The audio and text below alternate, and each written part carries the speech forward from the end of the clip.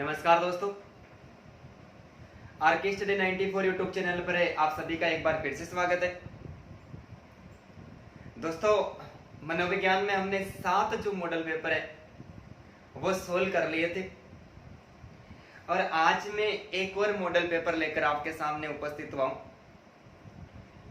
दोस्तों, आप में से किसी ने भी अभी हमारे चैनल को सब्सक्राइब नहीं किया है तो आप सबसे पहले चैनल को सब्सक्राइब करें, बेल आइकन बटन को दबाएं, वीडियो को लाइक करें और अपने सारे दोस्तों के साथ में ज्यादा से ज्यादा शेयर करें। और फिर भी वीडियो में किसी प्रकार की कोई कमी वगैरह रह जाती है तो दोस्तों आप कमेंट बॉक्स में जरूर कमेंट करें। कल हमारी हिंदी शिक्षण विधियों की पहली क्लास थी और उस क्लास पर आप सभी का जो रेस्पॉन्स था वास्तव में बहुत ही अच्छा आया।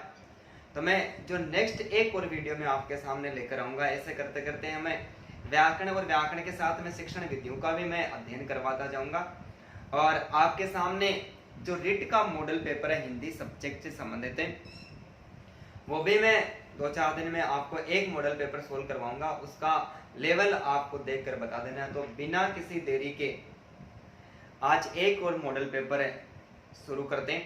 क्या सभी को साफ दिखाई दे रहा है? आवाज आ रही है सभी के पास में?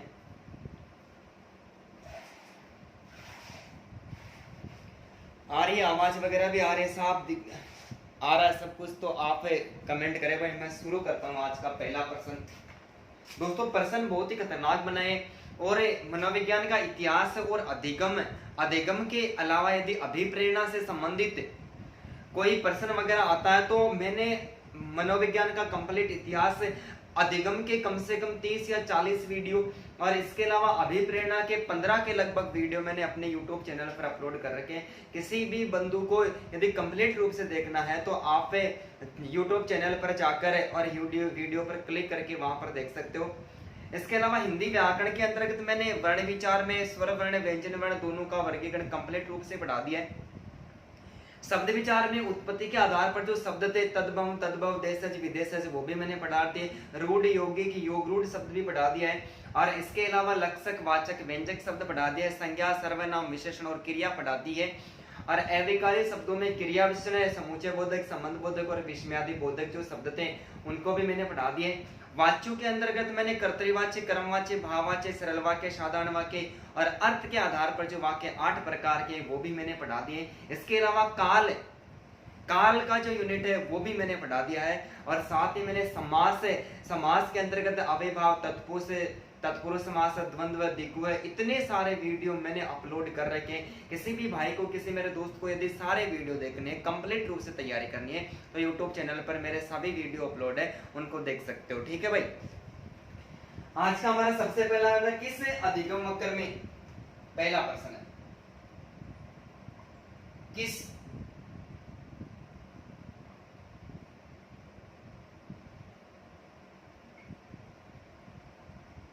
अधिगम वक्र में सीखने की गति, किस अधिगम वक्र में सीखने की गति प्रारंभिक अवस्था में मंद, प्रारंभिक अवस्था में मंद, प्रारंभिक अवस्था में मंद तथा बाद में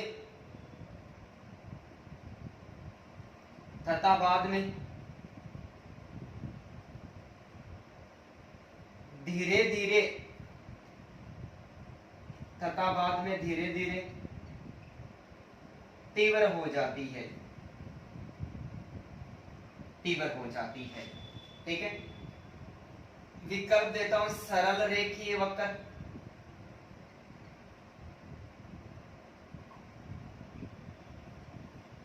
दूसरा विकल्प देता हूं नतोदर वक्र,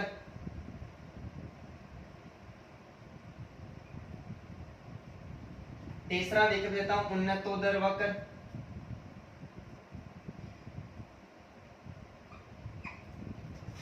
और चौथा जो विकल्प है वो मैं देता हूं आपको शून्य अधिगम वक्र।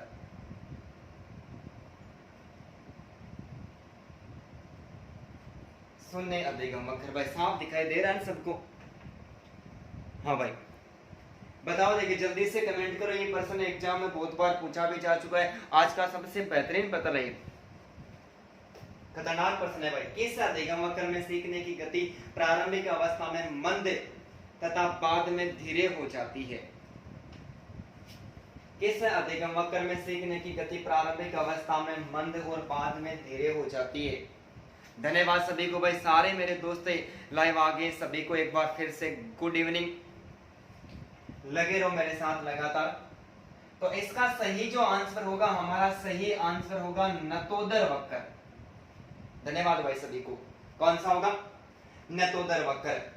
नतोदर जो वक्र होता है, इसके अंतर्गत सीखने की गति प्रारंभिक अवस्था में मंद होती है और अंत में जाकर क्या हो जाती है? धीरे हो जाती है। मैं डायग्राम के द्वारा एक एक को समझाता हूँ। अधिगम वक्र है वो 5 माने जाते हैं। इसके अलावा एक और जो अधिगम वक्र है वो है मिश्रित अधिगम वक्र। मिश्रित अधिगम वक्र, जिसको एस आकार वक्र के नाम से भी जानते हैं। किसके नाम से? एस आकार के वक्र के नाम से भी जानते हैं। मैं एक पूरा का पूरा अधिगम वक्र का जो टॉपिक है, पांचों के पांचों मैं सोल्व करवा रहा हूं, आप ध्यान में रखिए ना इस बात को। जैसे अधिगम वक्र, ये अधिगम वक्र की स्थिति होती है, ठीक है। ये amount of learning, amount of learning, सीखने की मात्रा कि जो अधिगम वक्र होता है, अधिगम वक्र क्या करता है? सीखने की मात्रा, विकास और उसकी बालक की किस प्रकार से उन्नति हो रही है उसको प्रदर्शित करने का कार्य किसका होता है? वो अधिगम वक्र का होता है। अधिगम वक्र और अधिगम सूचना संसाधन मैंने अपलोड कर रखे दोनों वीडियो कंप्लीट रूप से, आप संपूर्ण जानकारी वहां पर देख लेना। मैं यहाँ पर शॉर्ट में बता रहा हूँ। ये डायग्राम है, ये अमाउंट ऑफ लर्निंग है, सीखने की मात्रा है, और सीखने की मात्रा के साथ में समय चलता रहता है। एक तरफ समय चलता है और हम कितना सीख रहे हैं वो चलता है। सरल रेखीय वक्र में जब सीखने की गति एक समान होती है, ये देखो सीखने की गति यहाँ से, ये हमारी प्रारंभिक अवस्था है और ये प्रारंभिक अवस्था से शुरू हुई है और ये इसकी अंतिम अवस्था, ये मध्य अवस्था के अंतर्गत एकदम सीधी चली है, ठीक है। ये कैसी अवस्था होगी? ये इसकी अंतिम अवस्था होगी। तो प्रारंभिक अवस्था से लेकर अंतिम अवस्था तक जो सीखने की गति है वो एकदम एक समान चली है। तो जब सीखने की गति एक समान रहती है, जिसमें उतार चढ़ाव नहीं आता है, तो वो क्या कहलाता है? वो सरल रेखीय अधिगम वक्र कहलाता है। नतोदर अधिगम वक्र का प्रश्न आपके सामने। सीखने की गति प्रारंभिक अवस्था में क्या होती है? मंद होती है, उसके बाद में क्या हो जाती है? धीरे हो जाती है। क्या हो जाती है भाई? धीरे हो जाती है। जब शुरुआत होती है तब धीरे रहती है और अंत में जाकर क्या हो जाती है? ये अंत में जाकर अधिक हो जाती है। तो ये है, ये ऋणात्मक अवस्था हो गई इसकी, ये ऋणात्मक। और यहाँ पर जो घुमाव आया है ये इसकी मध्यम अवस्था हो गई। कौन सी अवस्था होगी भाई? ये इसकी मध्यम अवस्था होगी। तो प्रारंभिक अवस्था, मध्य अवस्था तक। प्रारंभिक अवस्था में धीरे चली है, लेकिन बाद में क्या हुई? बाद में इसमें तीव्रता आई है। तो ये क्या हो गया? ये नतोदर वक्र हो गया। उन्नतोदर वक्र इस परिभाषा का विपरीत होता है। जब अधिगम वक्र के अंतर्गत सीखने की गति शुरू में तीव्र होती है और बाद में मंद हो जाती है, तो उसे क्या कहते हैं? तो उसे उन्नतोदर वक्र कहते हैं। भाई मैं डायग्राम के माध्यम से समझा रहा हूं, ठीक है। शुरू में क्या होती है? शुरू में तीव्र होती है, शुरू में तो एकदम तीव्र होती है, अंत में जाकर क्या हो जाती है? वापस नीचे आ जाती है। जहां पर जाती है वहां पर नीचे आ जाती है। ये प्रथम अवस्था, ये मध्यम अवस्था, और यहाँ पर इसकी कौन सी अवस्था हो गई? ये अंतिम अवस्था हो गई। तो सीखने की गति शुरू में क्या हुई? तीव्र हुई और अंत में मंद होगी। तो कौन सा अधिगम वक्र हो गया? नतोदर वक्र हो गया। और शून्य अधिगम वक्र के अंतर्गत कोई प्रभाव ही नहीं पड़ता। प्रारंभिक अवस्था है, प्रारंभिक अवस्था, सीखने की गति, सीखने की गति में कोई परिवर्तन ही नहीं होता है। सीखने की गति में परिवर्तन होता ही नहीं है। ये डायग्राम है, ये सीखने की गति है। यहाँ से बालक ने शुरुआत किया, इस बार भी 10वीं क्लास में, अगली बार भी 10वीं क्लास में, उसके बाद में भी 10वीं क्लास में। इसका मतलब सीखने की गति तो आगे तो बढ़ी नहीं है, नहीं बढ़ी है ना, हर बार एक ही जगह। तो वो अधिगम वक्र क्या हो गया? शून्य अधिगम वक्र हो गया। लेकिन जो सीखने की गति होती है प्रारंभिक अवस्था में तीव्र होती है, उसके बाद में मंद हो जाती है, फिर वापस तीव्र हो जाती है, फिर मंद हो जाती है। कभी खुशी कभी गम वाला गाना चलता है, तो मान लेना वहां पर मिश्रित अधिगम वक्र होता है। हमारे जीवन में ये चलता है। 5 दिन तैयारी करते हैं, 5 दिन के बाद में छोड़ देते हैं। 10 दिन के बाद में ऐसा एक और रुझान आता है कि यार अब की बात तो रिट की एग्जाम होकर रहेगी, तो फिर 4 दिन के लिए फिर जोश सकता है, फिर वापस हो जाते हैं 1 महीने के लिए, यार अभी तो विज्ञप्ति नहीं है, यही कारण है कि लोग लगातार न तो वीडियो देख रहे हैं और न उनको तैयारी करने से कोई मतलब है। लेकिन मैं दोस्तों आप सभी को ये कहता हूँ कि जब एग्जाम की शुरुआत वगैरह नहीं होती है, एग्जाम के बारे में चर्चा नहीं होती है, यदि उस समय आपने तैयारी कर ली या फिर आपने तैयारी शुरू कर दी, आप लगातार प्रयास कर रहे हो, तो मैं आपको 100% गारंटी देता हूँ कि ये बात आपको कब महसूस होगी, जब आपका रिजल्ट आएगा और उस रिजल्ट का जो ऊपरी क्रम है और उस ऊपरी क्रम में आपका नंबर आएगा, तब जो तैयारी नहीं करे, वीडियो वगैरह नहीं देख रहे, अफसोस कब होगा, जब वक्त गुजर जाता है ना, उसके बाद में होता है। तो यहाँ पर देखो कोई बदलाव नहीं हुआ, तो ये शून्य दिगंबक है। लेकिन कभी तीव्र कभी मंद, कभी तीव्र कभी मंद यदि स्थिति चलती है तो वो मिश्रित अधिगमक रहता है। इसको एस आकार के नाम से भी पुकारते हैं। एस आकार क्यों कि भाई इसमें अधिगमक है वो कैसे चलता, शुरुआत में यदि धीमे चला, उसके बाद में तीव्र हो गया, तीव्र होने के बाद में वापस क्या हो गया, ये देखो ये यहाँ से मंद चला है, यहाँ पर तीव्र हो गया, यहाँ पर वापस क्या हो गया, तीव्र हो गया, ठीक है, मंद तीव्र तीव्र फिर वापस क्या हो गया, मंद हो गया। तो कभी खुशी कभी गम वाली स्थिति चलती है, तो वहां पर जो दिगंबक होता है वो मिश्रित होता है। तो मैं उम्मीद करता हूं कि आपको आसानी के साथ में समझ में आया। और यहाँ पर मैंने शॉर्ट में क्या करवा दिया, दिगंबक को कंप्लीट करवा दिया, ठीक है भाई। यदि समझ में आया है तो आप जल्दी से दोस्तों कमेंट में हाँ करें। मैंने पांचों स्थितियां समझा दी है यहाँ पर एक ही।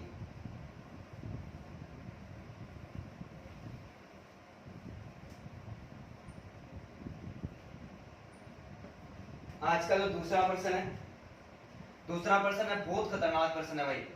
रेट की एग्जाम को, सीटेट की एग्जाम को देखते हुए बड़ा खतरनाक प्रश्न है।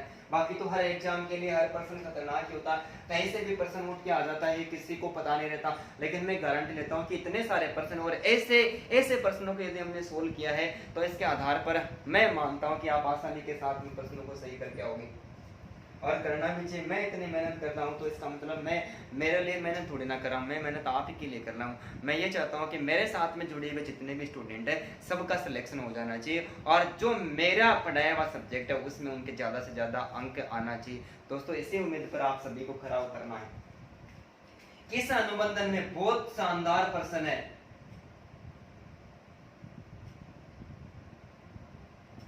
किस अनुबंधन में अनुबंधित अनुक्रिया, अनुबंधित अनुक्रिया का आरंभ तथा अंत, आरंभ तथा अंत हो जाता है, आरंभ तथा अंत हो जाता है, तब अनअनुबंधित उद्दीपक दिया जाता है, तब अनअनुबंधित उद्दीपक दिया जाता है, अनअनुबंधित उद्दीपक दिया जाता है। परंतु परंतु इन दोनों उद्दीपकों के मध्य, इन दोनों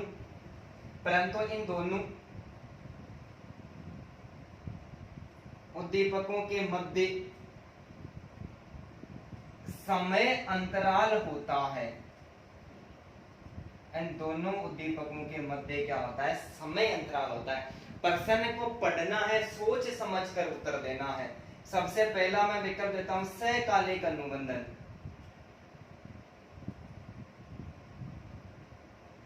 सकालिक अनुबंधन। दूसरा मैं विकल्प आपको देता हूं अवशेष अनुबंधन,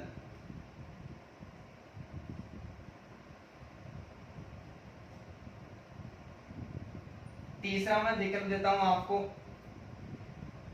विलंबित अनुबंधन, विलंबित अनुबंधन। और चौथा जो विकल्प देता हूं पश्चगामी अनुबंधन, पश्चगामी अनुबंधन। भाई जल्दी से कमेंट करके जल्दी से बताओ, जो भी स्टूडेंट है आंसर दे रहे हैं, प्रयास कर रहे हैं अपनी योग्यता जांचने का, वो सारे बहुत बहुत धन्यवाद के पात्र है भाई। दोस्तों आप सही या गलत कमेंट किया करो। आप प्रश्न को पढ़कर भी जब नहीं तैयारी होगी तो एग्जाम में भी तो तुक्के मार के आओगे ना। ज्ञान तुक्के पर आधारित होता है। ये थोंडाई का जो नियम है, उद्दीपक अनुक्रिया का सिद्धांत है, उसका दोष माना जाता है। ज्ञान तुक्के पर आधारित नहीं होता। सोच समझ करके किया हुआ कार्य ही हमेशा अंतिम स्तर तक पहुंचता है।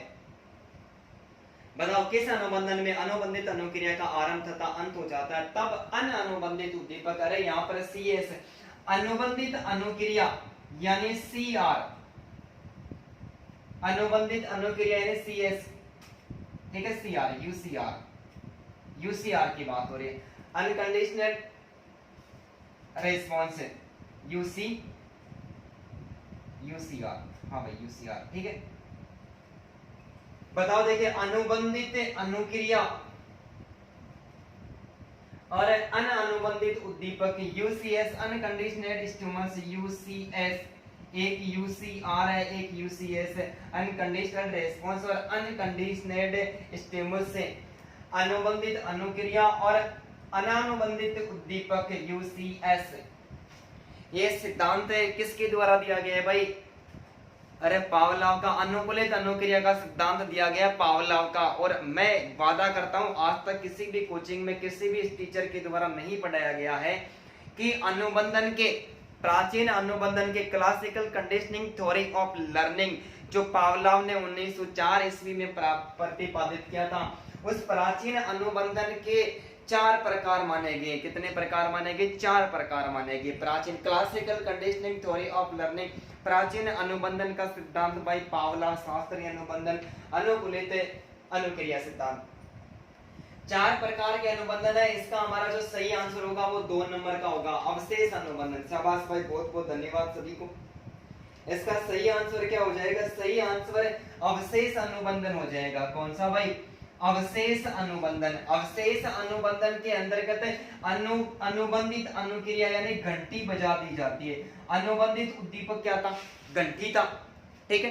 तो अनुबंधित जो अनुक्रिया, अनुबंधित अनुक्रिया का आरंभ और अंत हो जाते हैं। तो अनुबंधित अनुक्रिया क्या थी कि घंटी बजने के बाद में क्या टपकी थी, लार टपकी थी। क्या टपकी थी, लार टपकना ही तो अनुबंधित अनुक्रिया है। CR यही तो है ना, अनुबंधित अनुक्रिया यानी लार, लार टपक गई, आरंभ और अंत हो गया यानी लार, घंटी बजी और घंटी बजने के बाद में लार टपक गई, ठीक है। टपकने के बाद में क्या दिया, उसके बाद में अरे भोजन दिया मेरे दोस्तों, क्या दिया, अनानुबंधित उद्दीपक, अनकंडीशनल स्टिमुलस यानी भोजन दिया। परंतु दोनों के बीच में समय अंतराल दिया गया। जब पावलोव अपना प्रयोग करा था तो वहां पर 3 स्तर थे अपने सिद्धांत के। दोस्तों मैंने बहुत तरीके से, शानदार तरीके से पावलोव का सिद्धांत पढ़ाया और 4 प्रकार के अनुबंधन पढ़ाए। मैं यहाँ पर आपको वो 1 घंटे 1.5 घंटे का वीडियो तो इतना लंबा नहीं पढ़ा सकता, लेकिन मैं शॉर्ट में पढ़ा सकता हूँ, बता सकता हूँ। आप वीडियो को जाकर देख सकते हो।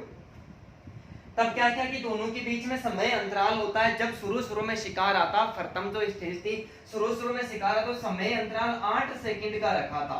कितने सेकंड का रखा था, 8 सेकंड का रखा था कि घंटी और भोजन के बीच में समय 8 सेकंड का था। लेकिन ये तो 8 सेकंड का समय था, तो वो 1 2 3 प्रयास में था। 3 प्रयास के बाद में जो समय कर दिया वो कितने का कर दिया था, वो 30 सेकंड का कर दिया था। क्या कर दिया, 30 सेकंड के बाद में क्या दिया जा रहा था, भोजन दिया रहा था, और लास्ट में भोजन को देना ही बंद कर दिया। तो एक और शानदार प्रश्न निकल के आता है कि विलोप या विलीनीकरण कैसे कहते हैं। तो बार बार केवल अनानुबंधित, बार बार केवल अनुबंधित उद्दीपक ही यानी केवल घंटी बजाई जाए और घंटी बजाने के बाद में भोजन नहीं दिया जाए। तो बार बार अनुबंधित उद्दीपक ही दिया जाए। अंततोगत्वा अनुकूलित अनुक्रिया का, जो वर्तमान में अनुक्रिया होती है, अनुबंधित अनुक्रिया हो रही है, इसका बंद हो जाना क्या कहलाता है दोस्तों, विलोप या विलीनीकरण कहलाता है। तो अवशेष अनुबंधन के अंतर्गत क्या होता है, पहले लार वगैरह टपक जाती है, उसके बाद में क्या देता है, भोजन दिया जाता है और उनके बीच में समय अंतराल होता है। प्रथम 3 प्रयास में ये जो समय होता है 8 सेकंड का होता है और उसके बाद में आगे का जो समय होता है वो कितने का होता है, 30 सेकंड का होता है। सहकालिक अनुबंधन कौन सा भाई, ये जो सहकालिक अनुबंधन, सहकालिक अनुबंधन के अंतर्गत जो अनुकूलित अनुक्रिया है ये CR और UCS दोनों एक साथ दिए जाते हैं। CS और UCS है, ये दोनों एक साथ ही प्रस्तुत किया जाता है। घंटी वगैरह बजाई जाती है और घंटी बजाने के बाद में तुरंत भी क्या दे दिया जाता है, भोजन दे दिया जाता है। अवशेष अनुबंधन में ये प्रश्न हो गया। और विलंबित अनुबंधन है, विलंबित अनुबंधन के अंतर्गत क्या होता है कि विलंबित अनुबंधन के अंतर्गत जब अनुकूलित जो अनुबंधित अनुक्रिया है CR है, ठीक है, ये शुरू हो जाती है, क्या हो जाती है, शुरू हो जाती है। तो शुरू और उसका अंत पहले हो जाता है और शुरू और अंत होता है। शुरू और अंत होने के साथ में विलंब का मतलब थोड़ी बहुत देरी होती है, लेकिन समय अंतराल नहीं होता है। ठीक है। और पश्चगामी अनुबंधन के अंतर्गत क्या होता है, ये इसकी प्रथम अवस्था है। प्रथम अवस्था के अंतर्गत सबसे पहले क्या किया था, सबसे पहले कुत्ता, और कुत्ते को क्या दिया, भोजन, और भोजन को देकर क्या टपकी, लार टपकी थी। पहली स्टेज यही तो थी ना, कुत्ता, कुत्ते को कमरे में बंद कर दिया, भोजन दिया, और भोजन के बाद में क्या टपकी, लार टपकी। इसका मतलब ये जो CR अनुक्रिया हुई है, UCR, ये क्रिया क्या हुई, बाद में हुई है। तो पश्चगामी अनुबंधन के अंतर्गत UCS है, अनकंडीशनल स्टिमुलस, UCS है। ये UCS पहले दिया जाता है और उसके बाद में क्या होती है, उसके बाद में अनुबंधित अनुक्रिया होती है, तो ये पश्चगामी अनुबंधन कहलाता है। दोस्तों मैं उम्मीद करता हूं कि आसानी के साथ में समझ में आया होगा। एक बार मैं शॉर्ट में बता देता हूं, मेरे प्रश्न बहुत बहुत इंपॉर्टेंट है। चारों प्रकार के विकल्प है। सहकालिक अनुबंधन के अंतर्गत CR और UCS दोनों एक साथ प्रस्तुत किए जाते हैं, यानी घंटी वगैरह बजाई जाती है, कुत्ता लार टपका देता है, तुरंत भोजन दे दिया जाता है। अवशेष अनुबंधन आपके सामने पहले क्या जाता है, पहले अनुबंधित अनुक्रिया का आरंभ में लार टपक जाती है और अंत में बंद हो जाती है, और बंद होने के बाद में क्या दिया जाता है, भोजन दिया जाता है। साफ साफ सीधा समझा देता हूँ। विलंबित अनुबंधन, विलंब यानी दोनों के बीच में, ऐसा अनुबंधित अनुक्रिया और अनुबंधित उद्दीपक या भोजन दोनों के बीच में क्या होता है, थोड़ा सा गैप होता है, लेकिन कोई समय अंतराल नहीं होता है। पहले अनुबंधित अनुक्रिया होती है, उसके तुरंत बाद में भोजन दे दिया जाता है। जबकि पश्चगामी अनुबंधन के अंतर्गत भोजन पहले दिया जाता है और भोजन को देकर क्या होती है, अनुक्रिया होती है। तो उम्मीद करता हूं कि अब तो समझ में आया होगा। दोनों प्रश्न एग्जाम के दृष्टि से बहुत इंपॉर्टेंट है दोस्तों, दोनों प्रश्नों के आप स्क्रीनशॉट ले लो।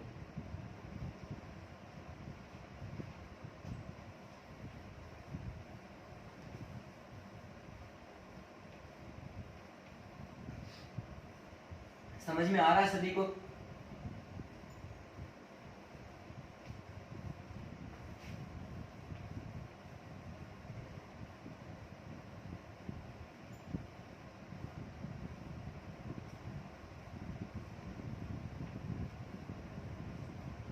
आज का जो तीसरा प्रश्न है, ये तीसरा प्रश्न नीट की एग्जाम है, सेकंड ग्रेड की एग्जाम है, फर्स्ट ग्रेड की एग्जाम है, बहुत एग्जाम में पूछा गया प्रश्न है।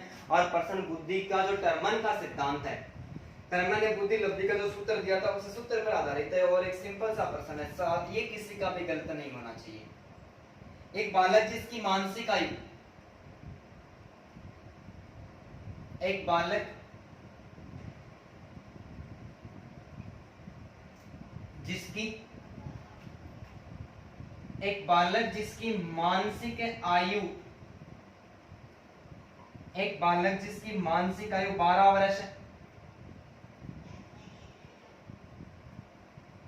तथा वास्तविक आयु 10 वर्ष है, तथा वास्तविक जो आयु है वो 10 वर्ष है, तो बालक की आयु की होगी बुद्धि लब्धि कितनी होगी भाई? उम्मीद करता हूं कि प्रश्न का आंसर है आप सभी को सही सही देना है। 120, 140, 110, 150, किसी का भी गलत नहीं होना चाहिए भाई। ये प्रश्न तो एकदम सिंपल प्रश्न है और बहुत बार पूछा गया हुआ प्रश्न है कि बालक जिसकी मानसिक आयु 12 वर्ष तथा वास्तविक आयु 10 वर्ष है, तो बालक की बुद्धि लब्धि कितनी होगी भाई? बहुत अच्छा प्रयास सभी का, धन्यवाद सभी को। सूत्र क्या दिया था? IQ बराबर है MA बटा मेंटल एज बटा क्रोनोलॉजिकल एज गुणा 100। क्या हो जाएगा? IQ कितना है? मेंटल एज 12 वर्ष है और क्रोनोलॉजिकल या तैतिक एज कितनी है? 10 वर्ष है, और कितना हो गया? 100 हो गया। ठीक है, एक जीरो से एक जीरो कट गया तो कितना बचा है? 12 गुणा 10 बराबर 120। सही आंसर क्या हो जाएगा? 120 हो जाएगा भाई। ठीक है, आज का बहुत ही सरल प्रश्न था, लेकिन ये प्रश्न एग्जाम में बहुत बार पूछा चुका है। और दोस्तों इस प्रश्न का एग्जाम में बहुत बार पूछा जाने का एक रीजन है, वो आपको पता है क्या? मैं आपको एक सीक्रेट बात बताता हूँ, आज नहीं बतानी चाहिए लेकिन मैं फिर भी आपको बता रहा हूँ, क्योंकि आप तो हमारे अपने हो ना, आपका स्नेह और प्यार मेरे साथ में बना रहे। क्योंकि एनसीईआरटी की जो बुक है, एनसीईआरटी 11th जो साइकोलॉजी की बुक है, उस बुक में टर्मन का जो ये उदाहरण, ये जो नियम दिया हुआ है, इस नियम से संबंधित ये एक ही प्रश्न है जो उदाहरण में दिया गया है। क्या दिया गया है, एक ही पर्सन है जो उस ऑथेंटिक बुक में उदाहरण में दिया गया है। इसका मतलब C TET, UP TET, MP TET है और अपने रिट की एग्जाम यहाँ तक ये 20 बार प्रश्न पूछा जा चुका है कि आईक्यू से लेवल से संबंधित, बुद्धि लब्धि ज्ञात करने से संबंधित में कोई टीचर प्रश्न बनाता है तो यही प्रश्न सामने आता है, कोई दूसरा उदाहरण नहीं मिलता है। तो आज तक कम से कम 20 बार पूछा जा चुका है, लेकिन इसका जो मानसिक आयु स्तर है और वास्तविक आयु स्तर है वो चेंज नहीं हुआ है। यही प्रश्न घूम करके आ रहा है हर एग्जाम्स में। ठीक है भाई, आज का एक और बेहतरीन प्रश्न है दोस्तों, आप प्रश्न को पढ़ते ही सोचोगे कि ये कहां से आ गया। टाइप ए तथा टाइप बी, अब सोचोगे कि यार ये कैसा प्रश्न है, पूरा होने के बाद में समझ जाओगे कि ये किससे संबंधित प्रश्न है। टाइप ए तथा टाइप बी इन दोनों प्रकार के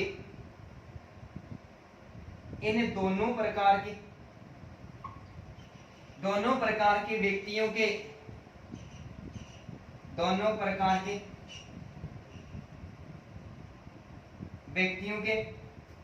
व्यक्तित्व का वर्गीकरण, टाइप ए और टाइप बी इन दोनों प्रकार के व्यक्तियों के व्यक्तित्व का वर्गीकरण है दोस्तों। शानदार प्रश्न है। वर्गीकरण किसके द्वारा किया गया है, इसका मतलब अब समझ गए होंगे कि ये जो प्रश्न है ये व्यक्तित्व से संबंधित प्रश्न है, किसके द्वारा किया गया है भाई। जल्दी से कमेंट करके बता देना मेरे को, मैं आपको विकल्प तो हमेशा देता हूं तो आज भी देने वाला हूं। फ्रीडमैन एवं रोजेनमैन, फ्रीडमैन एवं रोजेनमैन, मोरिस, तीसरा विकल्प है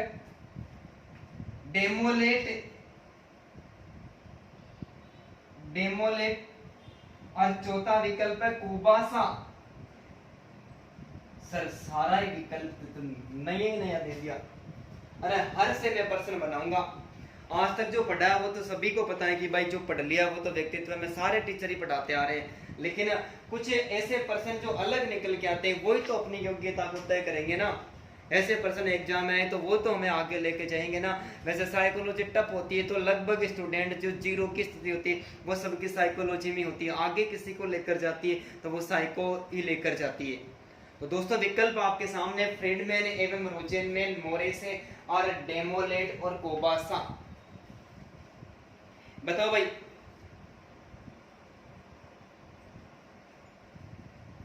हमारा जो सही आंसर होगा वो सही आंसर दोस्तों 1 नंबर होगा। सभी का बहुत बहुत आभार एवं धन्यवाद दोस्तों। टाइप ए तथा टाइप बी इन दोनों प्रकार के, टाइप ए और टाइप बी प्रकार के व्यक्ति होते हैं। इनका जो वर्गीकरण है वो फ्रीडमैन एवं रोजेनमैन ने किया था और इन्होंने जो टाइप ए वाले व्यक्ति रखे थे, कौन से भाई, टाइप ए वाले जो व्यक्ति होते हैं इनका जो अभिप्रेरणा स्तर होता है वो तो उच्च होता है, उच्च स्तरीय। इनमें क्या होता है, बहुत सारे प्रश्न निकल के आ रहे हैं दोस्तों, आप उम्मीद भी नहीं करोगे कि इतने सारे प्रश्न बन गए, क्योंकि टाइप ए में कैसे व्यक्तियों को आजकल की जो एग्जाम्स है उसमें अंदर से प्रश्न पूछे जा रहे हैं। जैसे उभयमुखी बहिर्मुखी ऐसे नहीं पूछे जा रहे हैं, उभयमुखी व्यक्तियों से संबंधित कोई उदाहरण दे दिया और फिर विकल्प दे दिया कि ये उदाहरण किससे संबंधित है, या फिर बहिर्मुखी व्यक्तियों के व्यक्तित्व से संबंधित उदाहरण कौन सा नहीं है। दोस्तों ऐसे प्रश्न पूछे जा रहे हैं आजकल, इसलिए बताना भी जरूरी था। इन जो व्यक्ति होते हैं टाइप ए होते हैं, इनका जो उच्च स्तरीय अभिप्रेरणा स्तर होता है, अभिप्रेरणा, इनमें जो अभिप्रेरणा होती है वो तो उच्च स्तरीय होती है, लेकिन उच्च स्तरीय अभिप्रेरणा होने के साथ में इनमें धैर्य की कमी होती है। ये लोग धैर्य धारण नहीं कर सकते, धैर्य की कमी होती है। आप कहीं पर भी चले जाओ, चल मेरे साथ में बाजार चल, नहीं यार मेरे पास में टाइम नहीं है। सोचो कि लोगों के पास में टाइम नहीं है, आप कुछ भी काम करो, चल वहां चलते हैं टाइम नहीं है, कहीं पर भी चलते हैं टाइम नहीं है। आजकल लोगों के किसी के पास में टाइम नहीं है, लेकिन टाइम की कमी होने के बाद में भी जब मैं भारत की बढ़ती हुई जनसंख्या के बारे में सोचता हूं तब मैं ये सोचता हूं कि लोग इतना टाइम कैसे निकाल लेते हैं। आबादी 140 करोड़ हो गई है यारो, सोचने बिंदु, लोगों के पास में समय नहीं है, फिर भी देखो, है ना। इसके अलावा धैर्य की कमी और समय की कमी रहती है लोगों के पास में, समय की कमी रहती है। फिर कहते हैं कि बेरोजगार है हमें। किसी भाई ने मैंने किसी भाई से पूछ लिया कि भाई तू क्या करता है, बोले यार मैं तो बेरोजगार हूँ। बोले कोई काम धंधा नहीं करता क्या? बोले काम धंधा करता हूँ। मैंने बताया, बोला क्या करता है? बोले सर मेरे 2 बच्चे। मैं यार बहुत सराहनीय बिंदु है ये तो कहाँ का बेरोजगार है? समय की कमी, इसके अलावा इनमें उतावलापन रहता है। क्या रहता है? उतावलापन रहता है, बिना सोचे समझे किसी भी कार्य को अंजाम दे देते।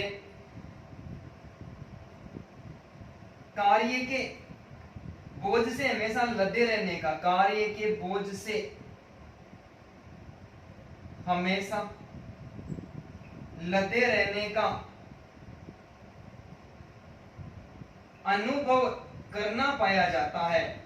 किसी भी कार्य को पूरा करने में कोई तीव्रता नहीं दिखाते, कार्य के नीचे हमेशा दबे रहते हैं। ठीक है, तो टाइप ए वाले व्यक्ति उसमें अभिप्रेरणा स्तर, क्योंकि ये अभिप्रेरित जल्दी हो जाते हैं, तभी तो उतावलापन है ना। अभिप्रेरित जल्दी हो जाते हैं, धैर्य की कमी रहती है, समय की कमी रहती है, समय की कमी का अनुभव कम रहता है, उतावलापन रहता है, और कार्य के बोझ में हमेशा लदे रहने का अनुभव करना इनकी आदत सी हो जाती है। चाहे कुछ भी कहे लोग, अपने को तो काम करना ही नहीं है, 5 काम पहले ही पेंडिंग पड़े रहने चाहिए। ये तो हो गए टाइप ए। और टाइप जो बी है, अब टाइप बी में आपको पढ़ने की आवश्यकता नहीं है। टाइप बी वाले जो व्यक्ति होते हैं, उन टाइप बी वाले व्यक्तियों में टाइप ए की कोई भी विशेषता नहीं पाई जाती है। इतने जल्दी किसी भी कार्य के प्रति अभिप्रेरित भी नहीं होते हैं, तो उनमें वो धैर्यवान होते हैं, समय की कमी नहीं होती, समय का वो सदुपयोग करने वाले होते हैं, उतावलापन नहीं होता है, किसी कार्य को सोच समझ कर करने वाले हैं, और किसी भी कार्य को हमेशा उसके नीचे दबे रहने वाले नहीं होते। काल करे सो आज करे सो अब पल में परले होएगी बहुरी करेगा कब, तो कल का कार्य आज ही करने वाले वो लोग होते हैं, तो वो टाइप भी होते हैं। अब आप समझ गए होंगे कि एक जो टाइप है, इसके विपरीत वाले जो लोग होते हैं वो कौन से लोग होते हैं? वो लोग होते हैं भाई विपरीत स्थिति के, उनमें ये लोग में कोई भी गुण नहीं पाया जाता है भाई। ठीक है, मैं ऊपर वाला जो प्रश्न है इसको थोड़ा सा मिटा दूं, आप स्क्रीनशॉट ले सकते हो भाई, क्योंकि शायद मेरे को लगता है नीचे से बोर्ड थोड़ा छोटा पड़ रहा है। ठीक है भाई, स्क्रीनशॉट ले लो। मैं आपको एक बार ऊपर वाले प्रश्न को मिटा रहा हूँ, स्क्रीनशॉट ले भी लिया तो वैसे भी आपको ये तो प्रश्न याद रह ही जाएगा। तो मैं इस प्रश्न से संबंधित तो और भी तथ्य मैं आपके सामने लेकर आया हूं। अब देखो टाइप ए हो गया, टाइप बी हो गया, तो टाइप सी भी तो आएगा। टाइप सी, और टाइप सी किसके द्वारा प्रतिपादित किया है? एक इस तरह का वर्गीकरण में टाइप सी, ये टाइप सी ऊपर हो गया क्या? टाइप सी ये मोरिस के द्वारा दिख रहा है क्या सभी को? टाइप सी जो मैंने लिखा है वो सभी को दिख रहा है क्या? हाँ भाई दिख रहा है, मैं अब नीचे लिखूंगा। ठीक है, जो टाइप सी का वर्गीकरण किया है वो किसके द्वारा किया गया? मोरिस के द्वारा किया गया।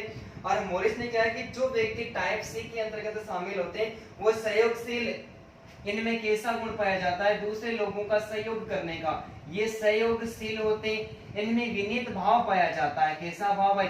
विनीत भाव पाया जाता है। और विनीत भाव के साथ में सी टाइप के व्यक्ति होते हैं वो धैर्यवान होते हैं। क्या होते हैं भाई? धैर्यवान होते हैं। तो टाइप सी है तो फिर तो टाइप डी भी तो आएगा।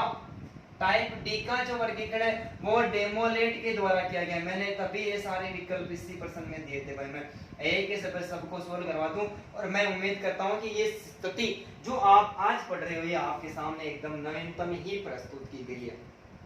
ठीक है, तो ये जो डेमोलेट ने डी टाइप के व्यक्तियों का वर्गीकरण किया है, इनमें अवसाद के प्रति प्रवणता पाई जाती है। प्रवणता पाई जाती है। अरे रात दिन अवसाद में घिरे हुए रहते हैं। ये दूसरे प्रसन्न लोगों को देखकर कभी भी खुश होने वाले नहीं होते। ऐसे जो लोग होते हैं जो समाज के असामाजिक तत्व होते हैं। क्या होते हैं भाई? असामाजिक तत्व होते हैं। चाहे 10वीं पास में क्यों नहीं कर ली हो, तगारी डालने के लिए कहीं पर जाता हो, लेकिन एग्जाम में किसी बंदे का सिलेक्शन नहीं हुआ है, क्यों नहीं हुआ है? उसकी पूरी बायोग्राफी चाहिए ऐसे लोगों को। और उनकी बायोग्राफी सुनकर क्या करते हैं, ये बड़े प्रसन्न होते हैं। लेकिन दोस्तों मेरा कहना है कि सींचा है जिसने अपने मुकद्दर को पसीने की स्याही से, उसकी किस्मत के पन्ने कभी कोरे नहीं हुआ करते। दोस्तों लगातार मेहनत करनी है। मैं कहता हूं कि मैं जब आपके साथ हूं तो आपको मेहनत तो करनी है। मैं भी ये चाहता हूं कि मैं ऐसा शिक्षा एजुकेशन का जो वो स्तर है उसको मैं भी एक दिन प्राप्त करूं। तो अवसाद के प्रति प्रेरणा, ठीक है। अब टाइप टी आ गया तो ये टाइप आगे भी तो चलता रहेगा और इसके बाद में जो आएगा वो है टाइप ए नहीं है भाई, सीधा टाइप एच है। ई टाइप के कोई व्यक्ति नहीं होते। और टाइप एच का जो वर्गीकरण है वो कोबासा के द्वारा किया गया है। किसके द्वारा किया गया है? टाइप एच का जो वर्गीकरण है वो कोबासा के द्वारा किया गया है। और कोबासा कहता है कि जो व्यक्ति एच टाइप के होते हैं, एच टाइप देख रहे हैं कैसा है, लंबे पतले ऐसे ना जैसे डांस करने वाले से होते हैं। तो ये जो व्यक्ति होते हैं इनमें कठोर वचनबद्धता होती है। कठोर वचनबद्धता होती है, कठोर वचनबद्धता होती है, चाहे कुछ भी हो जाए इनके वचन हमेशा कठोर ही रहेंगे, ठीक है। आजाद देश के स्वतंत्र नागरिक है, किसी के बाप के गुलाम नहीं है। ये वो लोग होते हैं, कठोर वचनबद्धता होती है इनमें। चुनौती तथा नियंत्रण का मिश्रण पाया जाता है ऐसे लोगों में। बहुत खतरनाक ये लोग होते हैं, नियंत्रण पाया जाता है। कठोर वचनबद्धता, चुनौती को स्वीकार करने वाले, उड़ते तीर झेलने वाले होते हैं। समस्या कोई भी हो अपने को बीच में कूदना होता है, ये लोग होते हैं। और इसके अलावा एक और टाइप होते हैं जिनको टाइप टी के नाम से पुकारते हैं। किसके नाम से भाई? Type T. और टाइप टी का जो वर्गीकरण है वो फ्रैंक फार्ले के द्वारा किया गया है। फ्रैंक फार्ले के द्वारा किया गया। टाइप टी जो वर्गीकरण है वो किसके द्वारा किया गया? वो फ्रैंक फार्ले के द्वारा किया गया। और जोखिम भरे और विध्वंसात्मक कार्य होते हैं ना, जोखिम भरे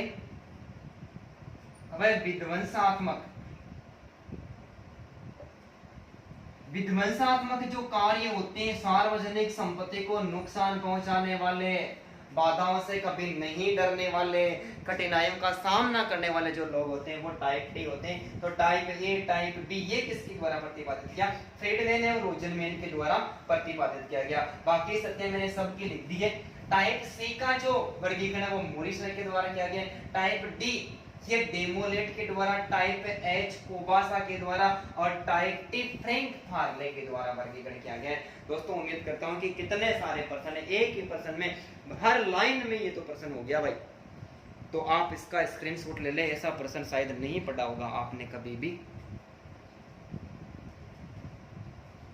आ रहा है भाई सभी को समझ में? दोस्तों सभी को समझ में आ रहा है तो आप साथ में कमेंट करते रहे भाई बहुत अच्छा लग रहा है, कैसी क्लास लग रही है, आप मेरे को बताते रहे।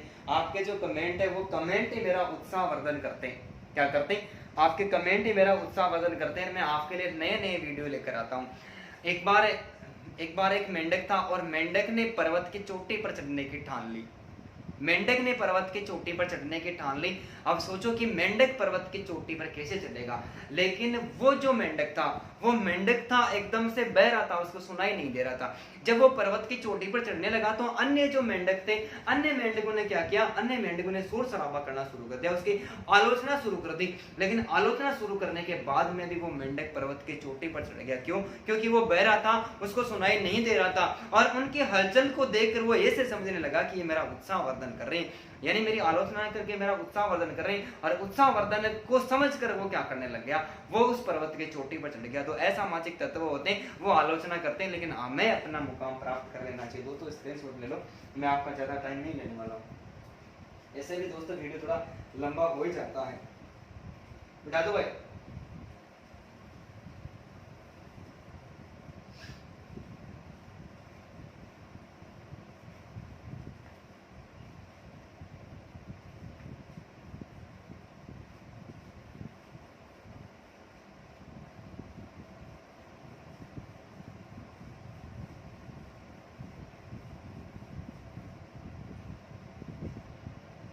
ठीक है, आज का एक और बेहतरीन प्रश्न, बहुत ही खतरनाक प्रश्न है और शायद सीट 8 की और जो रिट की एग्जाम लगी थी उसमें पूछा गया प्रश्न है। आपको सोच समझ के उत्तर देना है।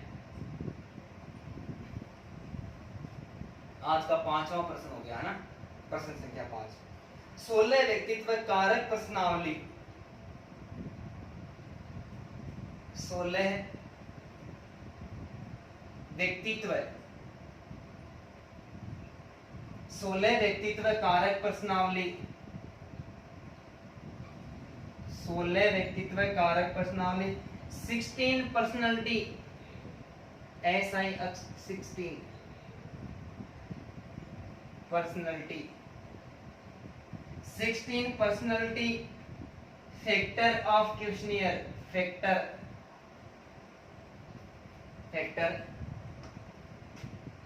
QUESTIONIER।